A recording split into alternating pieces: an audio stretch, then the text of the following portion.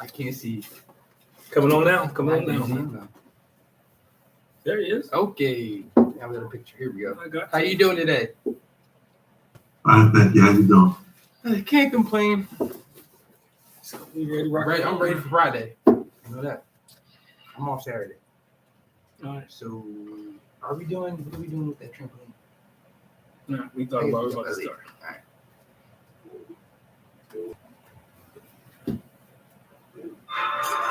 Here we go. We're live for another episode of Above Average Black Men. We short one person today because he's traveling.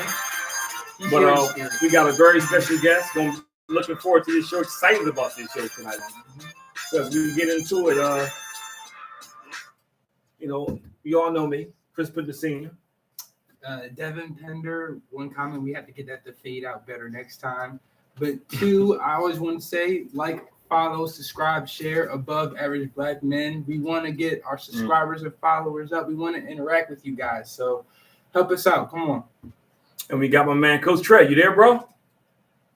Oh, yes, sir. Yeah, we got my man. We got my man, Coach Tre here. So I always get it backwards. So you introduce it. Is it sneakers versus stocks or stocks versus sneakers? Stocks versus sneakers. There you go. Peace, power, change. There you go. So you want to take a brief time, to describe that to our listeners and viewers. Yes, sir. Stocks versus sneakers was a name that I asked to use. It was created by brother Mike Horsey. He's an accountant. Yeah, you didn't tell me that. He used to work for Mitchell and Tice. Yeah, I know Mike Horsey. His daughter played with my daughter. It's a small world. Yeah, go ahead. I'm sorry. Go ahead. Yeah. And that's what he used to teach his entertainers and in particular the athletes, that stocks versus sneakers. The first deal is for the stocks. For the sneakers. The next deal is for the stock. Similar to what Steph Curry did with Under Armour. Yeah. I was told that because Nike didn't think that he was going to pan out, he went to Under Armour, and instead of going after the sneakers first, he went after the stock or ownership. Well, I'm gonna share that story with you. Go ahead. Yeah. So I'm a retired youth football and basketball coach. At the time that me and brother Mike was talking, I was still coaching the 69 Wildcats. My specialty was the 5 and 8-year-olds. And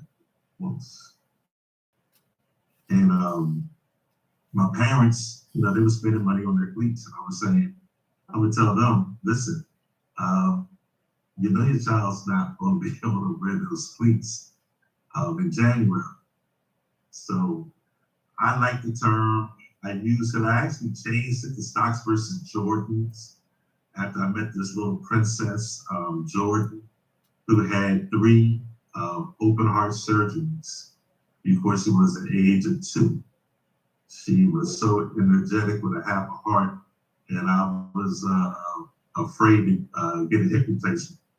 But after seeing her and her energy, I went and got it done, and I changed it. So it was stocks versus Jordans, stocks versus Jordans, until my patent attorney looked at everything and asked me, did Mike call me? And I was like, no. He said, well, did Nike call you? I said, no. He said, bruh, he said, listen, even though the name Jordan is spelled differently, this is going to be red flag. Why don't you just say stocks versus sneakers? I was like, wow, that was the original name. So that's how that started. But my company name is Stocks versus Sneakers, Peace, Power, Change. Peace meaning proper education and cooperative economics. Power means putting opportunities within everyone's reach. And change means charity helps all neighbors grow economically. The reason why I added that power is because I've lost 5 football players that I coached, 3 personal gun violence since 2018. and the first one was Bill Bethel, Will B, and it was over an Instagram text. So right now, everybody, as you walk downtown or walking in the neighborhood, is bowing down to the cell phone. You know, so, and a lot of the children don't realize this is a computer. You know, so when you teach them how to utilize this computer, this communication, and become a boss, built on self-success. All right. Yeah, and that's great. I think that's important. But I think the financial piece that we talked about, to me, is huge. Mm-hmm. It is huge. Mm-hmm. And you know, man, I wish I had the board game because I'll pull it up. But this was the gem I showed you, the financial board game. Mm-hmm. Yeah, and I've seen you teach. You know, and I've seen the kids gravitate to it. Can you talk about that portion of it, like how you came, you know, the whole concept and what's the premise behind that? Yes, the board game is Robert Kiyosaki. You know, I didn't make it up. I just found tools to use. Most of the people know Robert Kiyosaki wrote the book Rich Dad Poor Dad. 85% of the people stop at that book. His second book is called The Cash Flow Quadrant.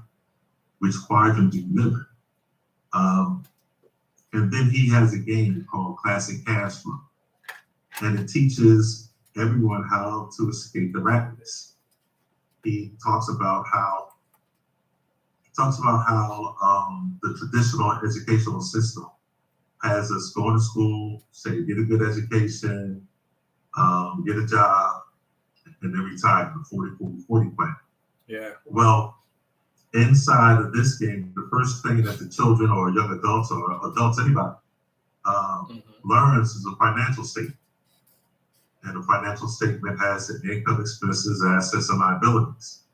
So the very first thing that everybody learns is the lie that the financial world is telling you is that your home is an asset. You know, your home is an asset. That's your biggest asset. That's the biggest asset. But when you look at the financial statement, the mortgage is under liabilities. So it's an asset on the bank's financial statement, but it's a liability on your statement. So when you start to play the game, you'll see that you have no assets. And the rules to the financial game is you have to have passive income, which is going to be greater than your total expense, which allows you to escape the rat race. You know, and we're not taught that.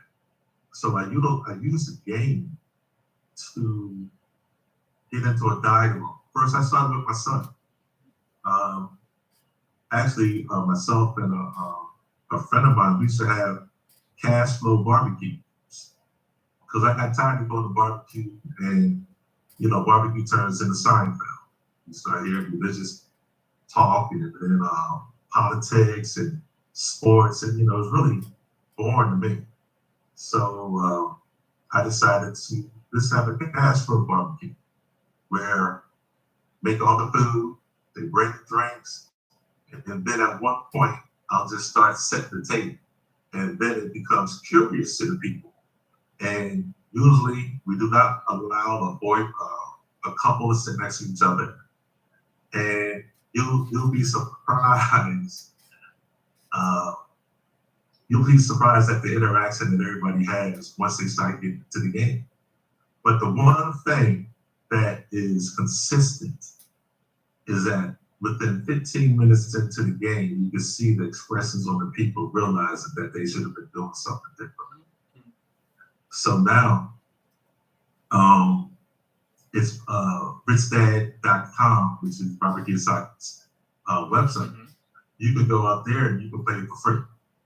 So before we have our daily roll call at the firehouse, I would sit on the computer and play cash flow and see how fast I can get off the rat race. There we go. Yes, sir. There. Yeah, that's it right there. That's it right there. Now, So now sorry, the connection looked like it was a little off right there. But I was curious, just more so about your beginning and your background. Where you're from and how'd you discover the passion for finance. Well, West Philadelphia, born and bred. Greenfield Elementary School. Then I went to Central, and I got tired of being Ray's little brother and Pat's little brother. My brother went to Central, my sister went to Girls High. I ended up transferring over to Akron. I went over to left there, went to university, went to CCP to get my grades up. And then I took a trip out to Kansas, fell in love with school, fell in love with campus. Enjoyed myself out there, but the tuition was, too much for my mom to bear. So I came back home to Temple and lost my mind. I was back home to do leg on guard, and I was just having too much fun. So I said, Mom, sent all the money to my sister, who is my shero. She was at University of Michigan. She graduated there, went to UC, University of Maryland, Baltimore County for dental school. And she's about to retire from the city of Baltimore as their dental hygienist for the last 30 years. My passion for finance came from my grandmother. She actually gave me my spark into history too, because she was my first bank. I would give my money to her because I would go with her to the farmer's market on 69th Street, and I saw how she handled money. But then when I asked her for some help with my math, I think I might have been in the second or third grade, she could have helped me. And I was puzzled, because I seen how she did with numbers. But then once she passed away in 1977, and I really didn't know when her birthday was, like she was just my mom and me. And I realized she was born in 1896, so she wasn't allowed to go so far in school. So how did I get into finance? I messed up a lot with my money. And one day, I used to work out the airport with a fire truck in 78. And we had an emergency, and I over in the terminal at the emergency. So,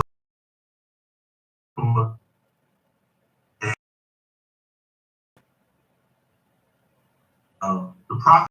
So I thought it was some type of spiritual. So I went and got it. So I'm on the fire truck, driving back across the runway, and it was so intriguing. By the time I got back to the firehouse, I was in Texas, And then it dawned on me after I got to my 5th chapter that I didn't know what the hell, I didn't know what he was talking about when he was saying rich dad and poor dad. So I realized, I went to the back of the book, I realized I was in book number 6. So the next morning I went to Penn's bookstore and got all the other books. And from there, I just started rocking with it, and now, go ahead. So what made you decide that you wanted to teach this to kids? A lot of times people get this information and they want to become financial planners. They want to become financial gurus. They want to charge up their friends. What made you decide that you were going to reach the youth with this? Are you there? Because I didn't want my son or any of the youth that I was coaching to have to go through that rat race. Okay. We see it all the time, and we don't teach entrepreneurship in the manner that he teaches. And then being a fan of affiliate marketing, studying the platform Jeff Bezos has created, and then watching how all the major corporations have followed his model. So it's like the problem that we have, not just in Philadelphia or the Delaware Valley, but across the country. And that's been a problem ever since the so-called Emancipation Proclamation. We were free, so-called. We were free from the chains, but we weren't free from that control because we never really got our minds right. And every time somebody steps outside the box and starts teaching the circulation of the dollar, which is a community based system that is natural to everybody, they would hang the black man or woman, or destroy the city. There was a book, I forget the sister's name, called One Black Year. And she talked about how close to 65 to 75% of the hangings were against business people, because they never wanted us to be financially free. They always wanted us to be dependent on them. So this is one step to independence for children. So what are some of the tips that you and I know because I've been there, but what are some of the highlights of the game? What are some of the nuggets that somebody could get by playing this game?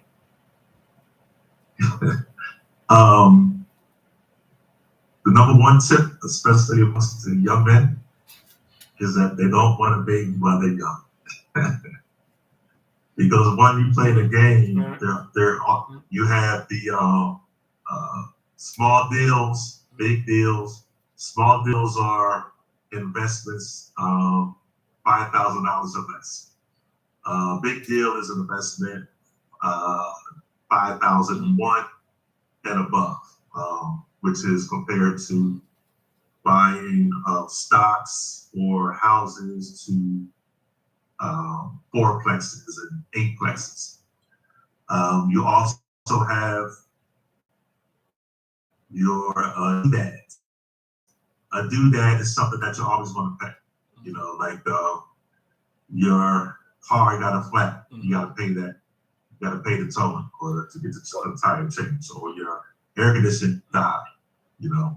And then you have the market. The market is where you can buy and sell different property. Now, playing by yourself, you get a hang of what's going to be a good deal, what's going to be a bad deal. You start to get that rhythm. But the one thing that the young boys always talk about is when they have a newborn, which takes more money out of their pocket.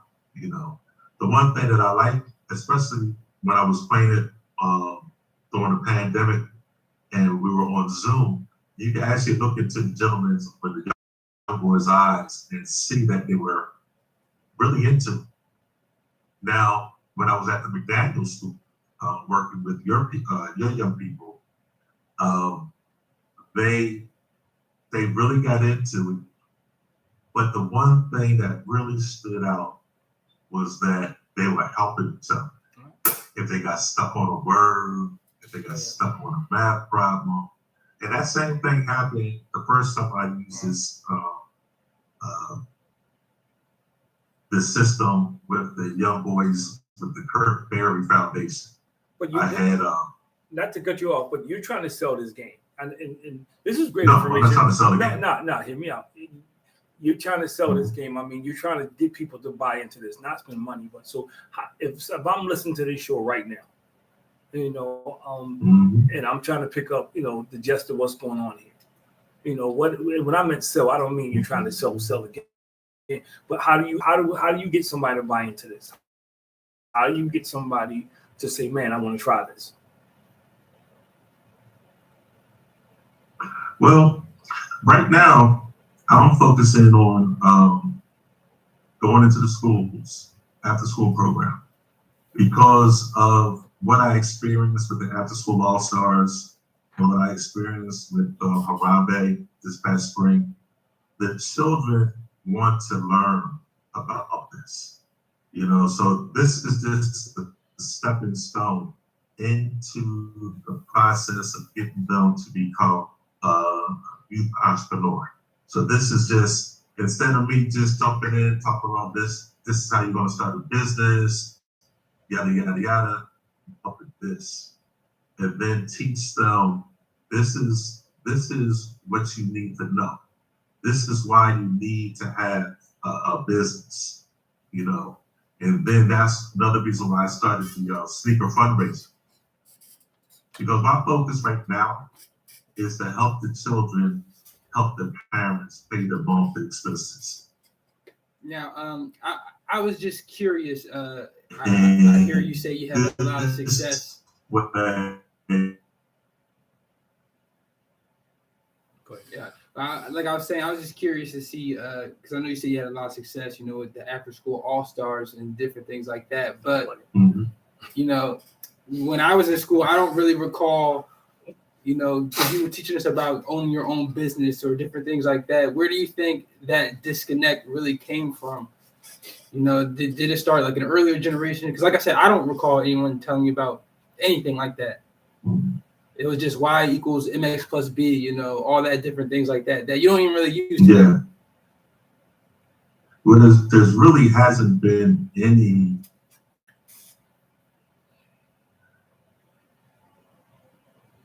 Well, one of my best friends, Kevin Baylor, his grandfather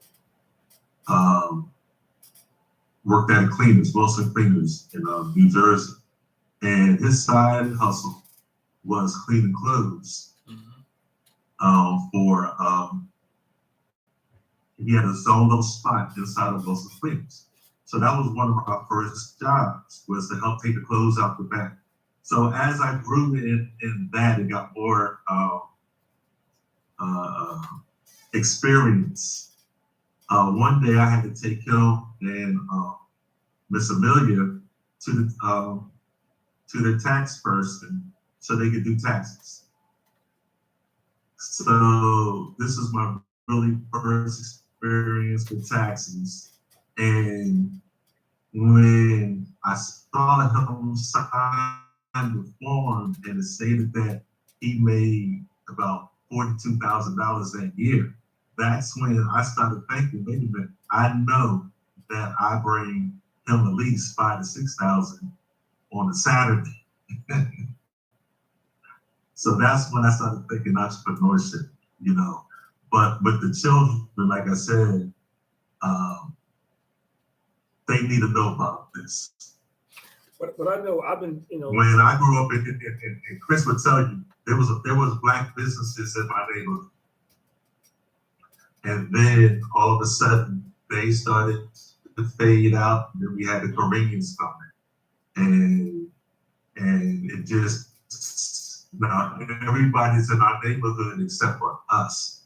And as that faded, as the businesses faded out on the televisions and entertainment, it was all the negative stuff that was coming. So we would never, the only business people that was portrayed on television in the 90s were the drug dealers, the rappers, the ball players. So that's what everybody is seeing, And now you do have some financial people coming in, teaching the rules of 72 and how to save the money, but nobody's really teaching the children to be an entrepreneur. There's a lot of them out there, and I know you see them online. People are teaching them how to sell T-shirts and other things. So what I meant by selling, I know we weren't talking about dollars, but I know when I had to sell this program to the kids before you got there. I had to say, hey, yo, this is why you need this. And that's what I meant by selling it, because I know this is not a topic that is easily embraced by our youth. So I know we have listeners right now.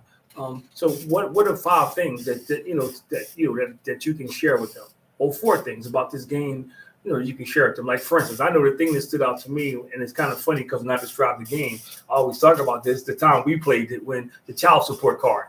Now, I thought it was funny, but I thought it was great because you're teaching these kids that, that child support is something you deal with. You gotta answer questions to get to that 520 credit score so you can buy a house. So what are some of the things like that come out of this game that people listening can kind of be intrigued by? Well, you're talking about a different game altogether. You're talking about the road of prosperity game. What I'm saying, what are some of the nuggets similar to that you're giving out? Yeah, what I would tell your listening audience is to go to richdad.com. Richdad.com is a free site. It's a free site. Because me telling you and you actually participating is two different things. That's how I was able to sell it at the After School All Stars. You're gonna have fun. You're gonna learn income, expenses, assets, and liabilities. When the parents actually sit down and play this game with their children, they're learning too. They're learning, and the child is learning. The child is learning something new, and the parent is learning something new. And we're now working on bringing that family back together. The other thing about it is when you're playing against somebody else, you'll get into a situation where you could buy or sell the property from that person. So it gets into a real live fun atmosphere as we had back when we was growing up playing Monopoly. When we played Monopoly, we played Life, we played Risk, and it's all about the board. It's all about everybody coming and communicating. Right now, nobody's communicating. Everybody's looking at the cell phone. Everybody's looking at TikTok. Everybody's looking at some type of social media, instead of sitting down and embracing. But if you have children between the ages of 6 and 10, I recommend you get the cash flow for kids. It's a good investment in your child's financial future. If you have children 11 to 111, the classic cash flow. So, if you don't want to spend the money, just go online and do it. So I was just curious. This definitely sounds like a very awesome game. You could learn a lot from it. What is there like a way, or I'm just curious to think, do you think there's something it can improve on in the game in itself? Or is there like a more digital friendly game that people can kind of get accustomed to? Not everyone has like the means to get actual physical, game board and everything, but you can get on your phone or you can get on a computer and do the same thing. I mean, like, what would be the difference? The difference on the computer is that you can play by yourself, or you can play against people around the world. Because once you log in, you'll see there's maybe about 15 to 20 rooms going on at a time, and you can just jump in and play. You can play with your cousin in Texas, and it becomes addictive, but to a good sense, because now you're learning something new, and it will change your mindset, it will change your attitude, it will change your thinking. And you asked me about a key point to take away. They learn that, and this is what I teach the children before we really get started, that assets put money in your pocket and liabilities take money out. So that's something that they can take away when they earn some money or have some money, and then they start to look at, well, is what I'm about to purchase, is it going to put money in my pocket or is it going to take money out?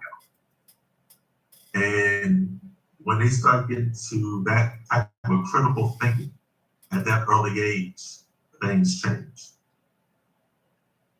And I'll also use it as a springboard into entrepreneurship.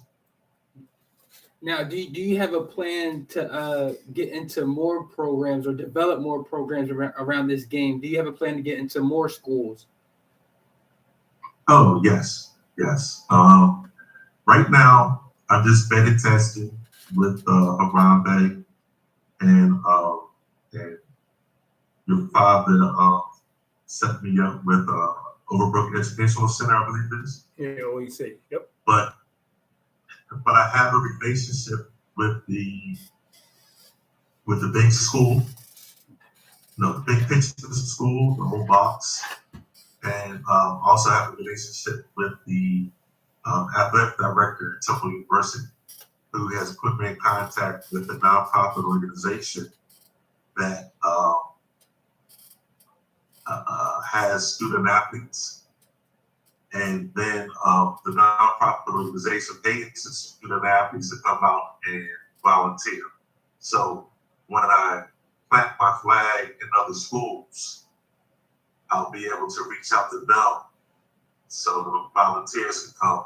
Because I would rather have young people be around the children, especially the college students, so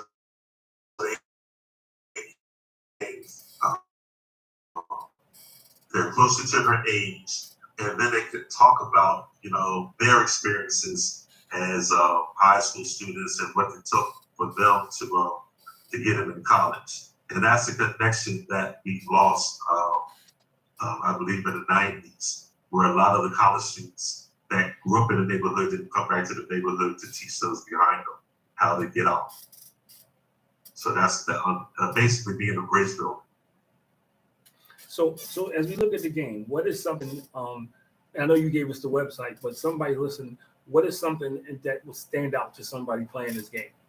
Like I talked about, obviously it was a different game, but those things stood out to me. The credit, the credit score you had to get to buy a house, the child support. So what about this game? What you're talking about, what's going to stand out to somebody? That's basically the same thing, except for the credit. Mm-hmm. Now, speaking on that game, that was a Road to Prosperity game. And another reason why I'm working with the children, because the schools that I'm working with will be beta testing the Find Lit X app when it comes out in spring of 2023.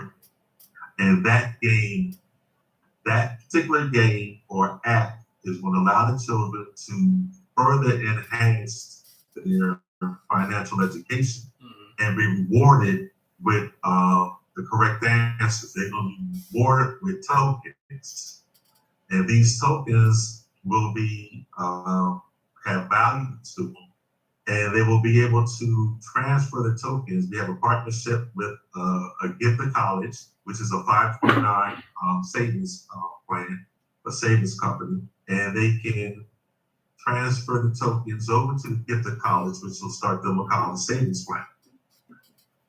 And we also are working on partnerships with the UNCF and HBCUs, so they can then, let's say a child started, I'm working with 6th to 8th graders now, and they started working with the Find Lit X platform.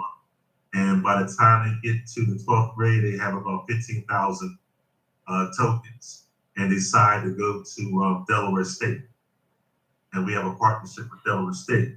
So before they have to take out a loan or anything, they can just go right in, tap the phone, boom, pay for their college tuition, their room and board, and other things. So basically, this is just a stepping stone to get the excitement into the children. And like I said, to utilize their phone with the app, with the Find Lit X, is going to take them to a whole nother level, especially when it comes to that credit, understanding credit, and then paying for their college tuition. So it's not going to be an excuse for not having money. Can we explain these other games real fast? It kind of piqued my curiosity when you said Road to Prosperity. I heard you mention that one. Mm-hmm. What's some of the other ones? Like, what are some of those concepts? Road to Prosperity is just the board game of Find Lit X. Okay. We were going around the city. We were going around. Road to Prosperity was created by a little known Black history fact, a gentleman named D. Alexis Sanders. He was born in the projects of downtown Brooklyn, and he was bused out of Queens. In the 10th grade, they gave the children an option and the parents an option. If your child is able to pass a certain test, your child can graduate high school coming out of the 10th grade. He had the second highest score. They immediately put him onto Wall Street. So what you're going to experience in the Road to Prosperity, which is just classic cash flow times 10, is basically about credit, and it's a trivia game. So you have financial literacy trivia questions, you have civil rights trivia questions, you have crime and punishment trivia questions, all the way up to sports and entertainment. And now, because we were going around the city, we had presented it to the universal schools, all the principals there, Boys Latin. We had a nice conversation with the juvenile justice system, a center on 48th Street, and Brother Bilal Kaon. We were able to get the director of Congress at the time, Harold T. Epps. He became the president of the board. So we had everything flowing. We were about to launch it on April 4th, 2020, but the city was shut down. And we had to take it to the technical side. So that should be out. I can get the link to you. But that is going to be a game changer, especially since you can look up Pennsylvania House Bill 242, which came into session on January 25th of 2021. And the main piece of that was financial education inside of the school systems throughout the state, and making it a requirement that high school seniors graduate with a certification of financial education. That particular bill started in January, and it's right now is dead in the report.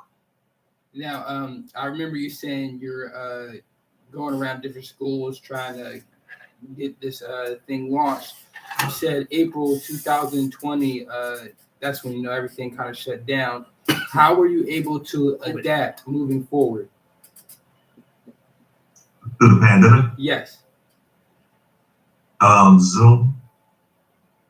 I was having Zoom meetings with four players of mine, and we would just get on the Zoom, and I was learning Zoom, so I was able to screen share, and we played the cash flow game online,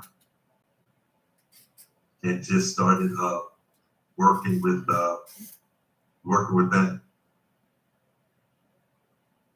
Yeah, because I'm looking at the back of the game, and you offer, to Devin's point, Escape the Rat Race, Rich Poor Dad for teens. You got Cash Flow 101 board game, Cash Flow Classic online video game, Rich Kid, Smart Kid, website for kids. So there's a nice variety here, for kind of family. But I know, matter of fact, I know dealing with the population sometimes who entrenched in a poverty mindset, getting them interested in ways, like for instance, I had a conversation today. I 10 young men I meet with in Norristown at a school, and this is the conversation. Actually, 12. This is the conversation we were having today. And so you do run into the question is, when am I ever going to have money? Or so that's the part that trying to get them to understand that, yeah, you can have it, but you got to have a mindset to not only get it, but keep it. So how do you handle that when you get kids who think I'm poor? We don't have no disposable income. I have no money to save. Yeah, but the first thing is changing the words. one of the things that I do is I tell them to, I'm not talking to them. I tell them, I want to talk to that power within, because your only core, that's a thought. If you knew you had riches, the money is your thoughts, not the paper. I get into the history with them also, but the first thing I do is I tell them I want you to close your eyes, don't move your mouth, don't move your tongue, don't move your vocal cord, and say, bank on I am. And when they do that and they hear that voice within, I said, that's the power that you're not tapping into. Your only core, if you think that, whatever you put behind I am is going to become your reality. So I teach them that if you deposit positive thoughts behind I am, you can bank on your withdrawals going to be positive. But if you deposit negative thoughts behind I am, you can bank on your withdrawal to be negative. So once it's like you're not poor, you just don't know, you just haven't been taught. Yeah. Like I tell them that the education that is given today in 2022 is the same education that was given to my grandmother. That you have to get a job. Well, no, you can be your own entrepreneur. An employee is nothing but a slave in the 21st century. When you deal with the numbers, they keep telling us things and we keep believing it because we're drinking out of the same dirty glass. But once you see a clean glass, like the so-called war, or the gun violence. Now, being a baby boomer and being in the fire department in the 90s, I see the same thing going on. And, without getting too deep into the system, but there's some things that the same thing that happened in the 90s. So I'm just trying to get out there, and I don't know those children, but I do know the ones that I have coached. I know the ones I have come in contact with. So they know that I don't lie to them. I come straight. You do this, this is what's going to happen. Numbers don't lie. People do. So I can't come and give them a pie in the sky. And, it's just like I read the book of the poverty industry, which talks about how you have all this money. There's been over $60 million that have come to Philadelphia for crime and violence since 2017. What happened to all that money? Because everything is going up. That's because they come to a program and the organization gets the money, and the children and everybody else, they don't have the benefit. So what I have created is a way for the organization, which is a legal person. The 501c3 is a legal person. So if you have a person keep coming after you asking for money, you get tired of it. But if there's a way for the organization, the members, and the communities to win, that's promoting peace. And we're not promoting peace. We're promoting how to prevent gun violence, how to stop crime. And if you keep repeating those same words over and over, violence, crime, drugs, murders, that goes into your subconscious. I think we're all for the financial piece, but it's also because I think, and you and I talked about this before, and I want to go back to the financial piece. Our approach has been off for the last 10 years. And I'll say it because you can't, it's not just one thing. It has to be a holistic approach. You can teach somebody how to, and I'm as an example, how to handle money, but if they don't have good character integrity, it's still going to not turn out well. There's a bunch of people in the state penitentiary with 4.0 GPAs. who did what they supposed to do in school, but poor character and integrity. So I think that we need to be at the table, hear different opinions, and not just think like what I hear people say is just about a job. Well, there's plenty of jobs out there. Some people are going to choose not to take a job. So how do you get that person past that? So there's so many things that we have to do, to correct it. I love the financial piece because I do think, poverty becomes generational when we're ignorant. And we just continue to pass the ignorance on down because, I'm gonna buy a new pair of sneakers every time I get an extra couple bucks because my dad did it. My dad was always sharp.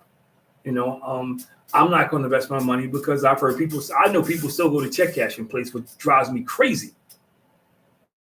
What's the check cashing place? So because I wouldn't let you go there. But check cashing place, my son's like, what's a check cashing place? Well, you would go pay, they charge you 3 to 4% of your money to pay you. So they'll cash your check, but they charge you 3 to 4%. So people pay the fee because they don't want to go to banks because of ignorance. So I think we got to teach people about managed money. We don't, every Christmas, every sale, everybody goes out and buy big screen TVs. I don't see empty computer boxes or laptop boxes. So this is what we got right. That's because of the words. Every time you turn around, you hear on WDAS, the Black community has a $1.6 trillion spending power. Okay, yeah. The word, what does spend mean? Spend means to waste. Spend means to exhaust. Spend means to give away.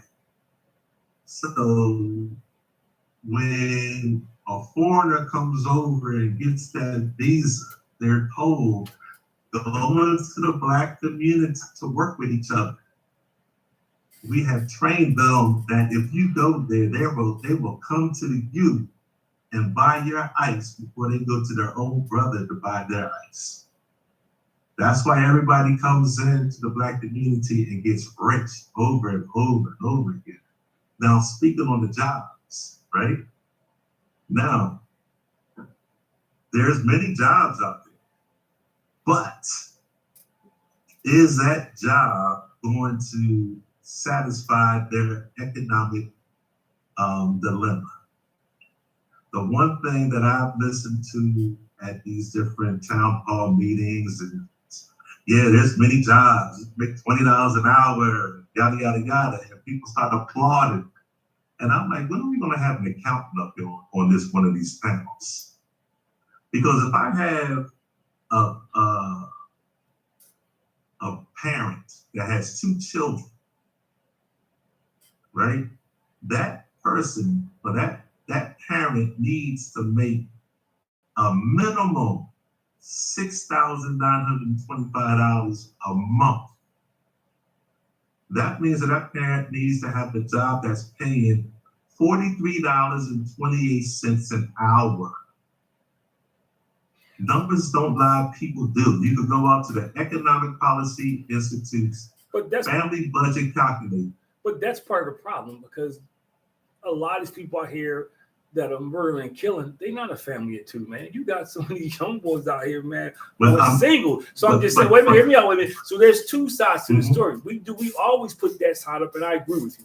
Minimum wage need to be raised, and people need to be paid accordingly. But there's folk out there with no job, robbing, stealing. So there's 2 different narratives that we got to be careful when we just paint half of it. That's my point. I agree that for some, we definitely need that. We definitely got to have it. But a guy graduated from high school. Go ahead. They were doing that in the 90s too. I was at a political event a couple of weeks ago at Penn Memorial, and Shapiro. My question was on health, and was talking about the cost of health care, mental health, and cost of prescriptions. And I let them know, listen, I'm a 29-year vet of the Philadelphia Fire Department. I started in 1992. And in 1992, the problem was prescription costs. The problem was healthcare. The problem was mental. So 30 years later, we still had the same problem. back in 1992 to 1996, I got burnt. I love going into a burning building. Love it, just like Steph Curry, like shooting 3-pointers. What burnt me out mentally was picking up the children off the ground. This is when they first started wearing the white shirts. This is when wet first started coming in. Wet, that formaldehyde and the weed, that didn't start coming in until the end of the 90s. We're in the midst of that, back then. That's why I just said I see the same thing happening over and over again. And that was my point. If we go back 20 years, the same thing was happening. So we're still drinking from the same dirty glass, thinking that is going to change. So now we have to move with the technology.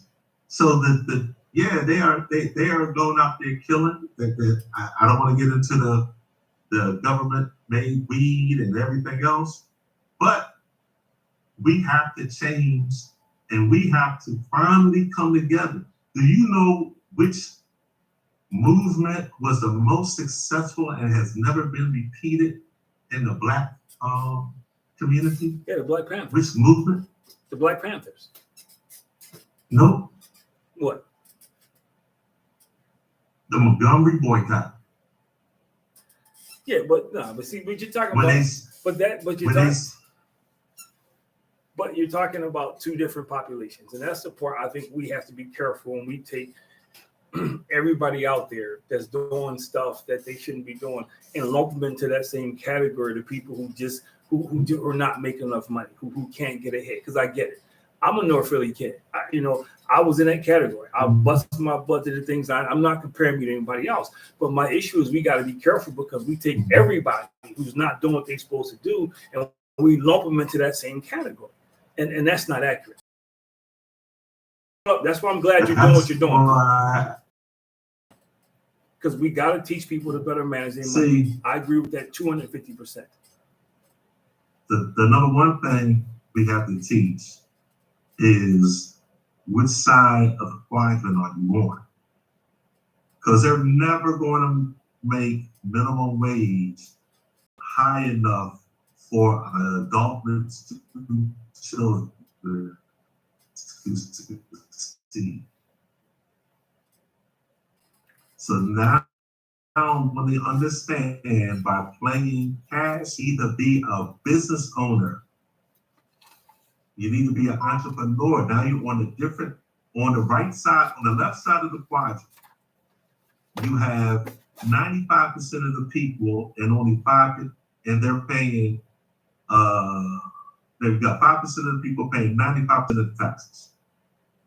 On the right side of the quadrant, you have 5% of the people making the money, and they're only paying they're paying less than 95% of the taxes.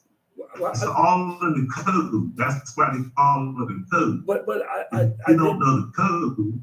But I disagree. People know have a business. This is why I'm teaching the parents instead of. But people know what side of the quadrant they're on. Now, the people know what side of the quadrant they're on. The average person understands, which side of the quadrant they're on. So I think they have to know the quadrant first. They don't know what the quadrant is. They have to know. The average person that you talk to, and I'm talking about people who may not know, but the average person you talk to that says, working or doing, they know that they're on the side that's paying the taxes. They get that part. They need to learn how not to pay as much in tax. They need to learn how to invest their money, how not to buy the big screen TV the first time they get a check. But again, we have to be careful because I think my whole thing about anything in economics, and since we're on this subject, that's one of the biggest tricks they play on this is they lump all of us into one category. And they treat us all the same way. And that's the problem with the educational system. It's not a one size fit all. That's the problem with, with the social services. Everybody on social services are not frauding people or ripping people off. You made a strong comment about minimum wage, and I agree. So I also agree. That's why we have to be business owners, but we as people got to pay more too. That's the other side of the coin, man. We can't just expect everybody else and we don't pay more. It's not as hard. See, I don't know who they are. I don't know who they and them. if I come to you and say, let's promote proper education and cooperative economics, here's what we got to do. Now you have a choice whether or not to understand the numbers and help me, or you don't. See, I don't have to go everywhere. I'm coming after one. And from one, the one thing I told the children at community college, right?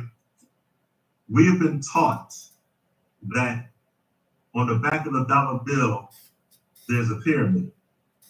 And what is the common thing? What is the common thing about that pyramid? What's on the back? What does that mean? Some people say it's Illuminati, yada, yada, yada, the enlightened ones, right? What I tell the children is, you know you're on the top of your own pyramid. And they look at me like I'm crazy, or I'm like, let's do the math.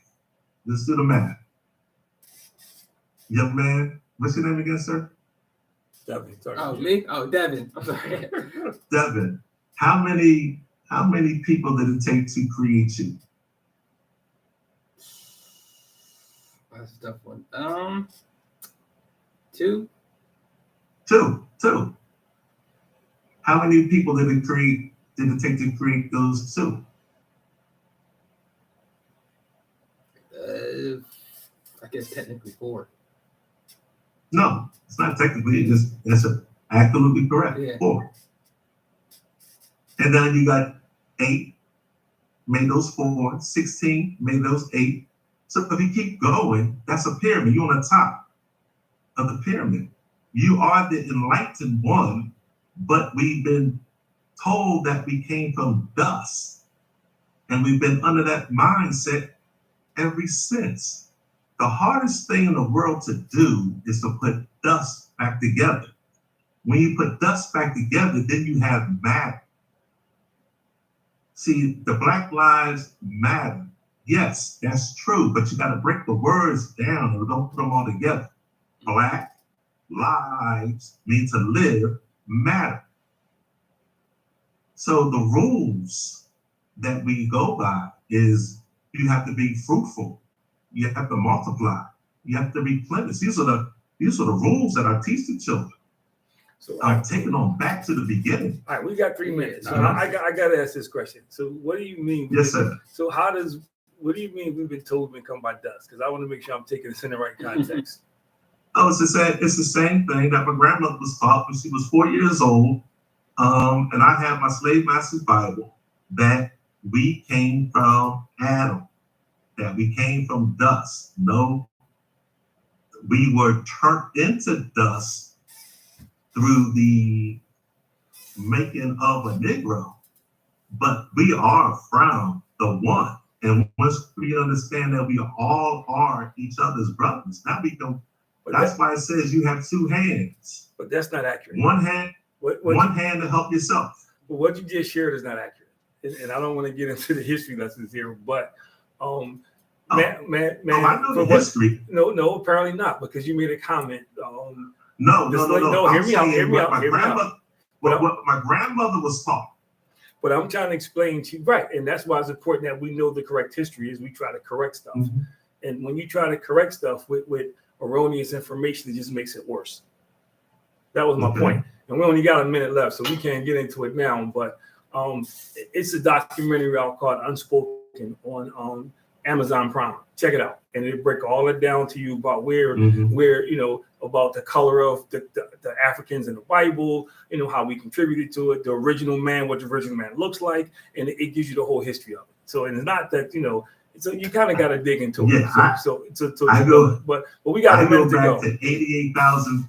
I go back to 88,000 BC. Right now, all I'm worried about is these children that are dying out here on these streets that are being arrested at the age of 12 and 14 being charged as adults. But we're doing that's the only thing. Yeah, but what I'm saying is when we teach wrong history, we do what Caucasians are doing. They're telling our kids that they're descendants of slaves and they don't have any value, and they're trying to take Black history out the schools. We got to make sure we're not doing the same thing. So it is important, but it is important that we know history and we know the correct history, so they understand they're descendants of king and queens. So they understand that we had Black inventors, we had a Black Wall Street, that history just didn't start in 1619. They understand that they contributed to building this country. So I just think it's important that we don't. The concept of I came from dust is erroneous, and I want to make sure that as we teach kids, man, that they have value. So we don't. That's it. We had 8 o'clock, man. I'm sorry, we got to wrap up. We got to get you back for part 2. This was awesome. I just want to say thank you. This is we do websites again. Experience. We need your information, how to get in touch with you on the websites again. Yeah, I just want to ask you to plug yourself. What you got going on next? They can reach me at meetcoachtre.com. meetcoachtre.com. And right now, I'm focused on working with these children and working with anybody that wants to help themselves first and then to help others. It's not free. It's going to cost you, but the focus is on helping everybody pay their monthly expenses. That's the number one thing. That's how we can get them into peace, proper education, and cooperative economics. That's awesome. That's awesome. Love to hear it. That is definitely awesome, man. And get a website for how to get the game again. Oh, richdad.com. Yeah. Richdad. Or they go to Amazon. All right. Everybody got that, man? Yeah. All right, man. Yo, appreciate you, man. I can't wait to get you plugged in over at OEC, man. As a matter of fact, when I get you plugged in, I'm probably going to invite a few people out to check you out. So they can see the great work you're doing, man, and maybe we can multiply this thing and get some education going some other ways, and maybe we can do a game night.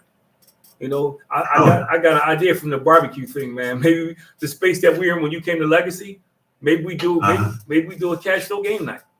Yeah, because one of the things I was thinking about when Harambe called me, I was like, I could put Harambe and OES. The OEC together, and we can have one big cash flow get together, and the children can work with each other because they're the ones that are going to be working with each other in the next 10 to 20 years. All right, so we're gonna make that happen. Build that network now. Well, we appreciate you, bro, man.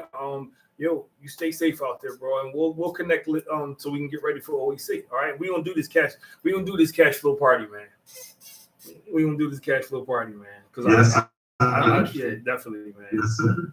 All right, man. Stay safe, bro.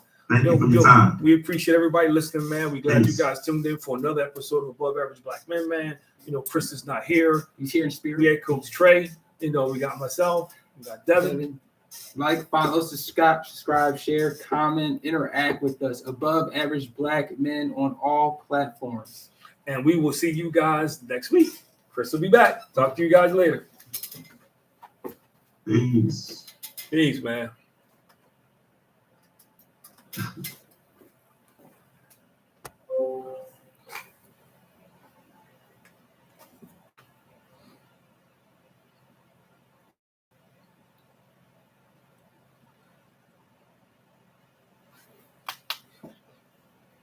You know what I was saying was he kept getting off track. Yeah, I know. He kept telling these long stories, man. It had nothing to do with get back on track. You know what I mean? Yeah, he did talk. Yeah, but he wasn't selling it. You understand what I was saying, right? Yeah. Somebody listening wants to know, why should I get this game? And he kept saying, go to the website. That's cool. But if I'm listening to this, if I'm listening, I'm interested. Why should I bring this program into my school? Yeah, I thought you were going to describe stuff a little more. Explain a little bit. That's what I was trying to get him to do. Yeah, he would just say a lot about, he got it from his grandmother, which is great.